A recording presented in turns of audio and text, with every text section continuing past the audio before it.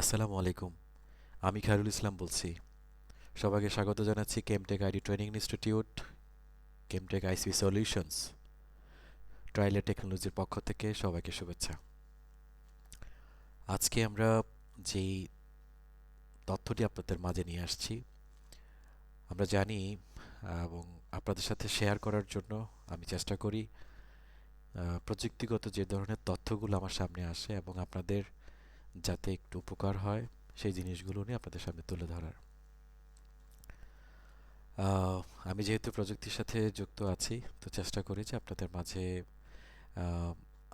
আইএসপিএভি, BTRC এবং ডাক ও টেলিযোগাযোগ বিভাগের যেই তথ্যগুলো আছে, আইসিটি রিলেটেড যে তথ্যগুলো আছে, এগুলো তুলে ধরার। তো চলুন আজকে আমরা দেখি যে বাংলাদেশে লাইসেন্সিং গাইডলাইন নিয়ে অনেক ধরনের কাজ চলছে। এটা নিয়ে অনেক ধরনের আম, সভা চলছে। আহ, এই লাইসেন্সিং বিষয় নিয়ে ISPAB, Indian service provider association of বাংলাদেশের বেশ কিছু উদ্যোগ নেওয়া হয়েছে। আমরা সেই উদ্যোগগুলো নিয়ে একটু আলোচনা করার চেষ্টা করি। Indian service provider association of Bangladesh সম্পর্কিত সাম্প্রতিক কিছু খবর, যে ইন্টারনেট দাম বৃদ্ধি পাওয়ার কিছু শঙ্কা।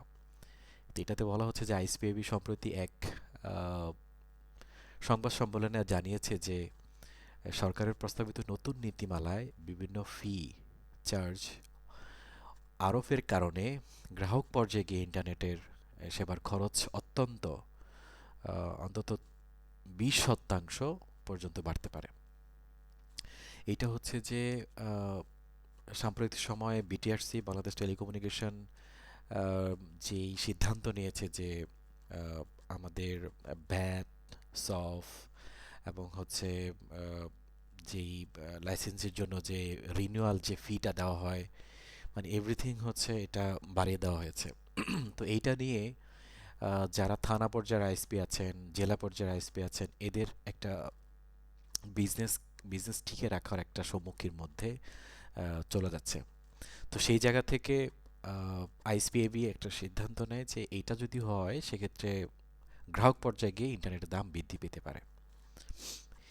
এই নীতিমালার বিরোধিতা এবং যেই ধরনের সিদ্ধান্ত নিয়েছে আইএসপিএবি, যে আইএসপিবি বাংলাদেশের টেলিযোগাযোগ নিয়ন্ত্রণ কমিশন যে বিটিআরসি খসড়া নীতিমালায় বিরোধিতা করে করে আসছে এবং করছে, সতর্কতামূলক যে এটি একটি ধ্বংসাত্মকমূলক একটা সিদ্ধান্ত, লাইসেন্সিং পদ্ধতি।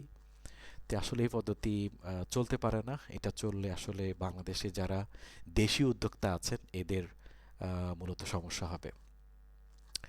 এখানে সবচেয়ে বেশি যেই জিনিসটাতে প্রাধান্য দেওয়া হচ্ছে সেটা হচ্ছে বিদেশি যে টেলিকম কোম্পানি, যেমন আমি যদি স্টারলিংকের কথা বলি, এখানে পক্ষপাতমূলক একটা সিদ্ধান্ত নেওয়া হচ্ছে। তো এতে করে দেশীয় যে উদ্যোক্তারা আছেন, এতে তাদের জীবিকা এবং ব্যবসা প্রতিষ্ঠান হুমকির সম্মুখীন হচ্ছে।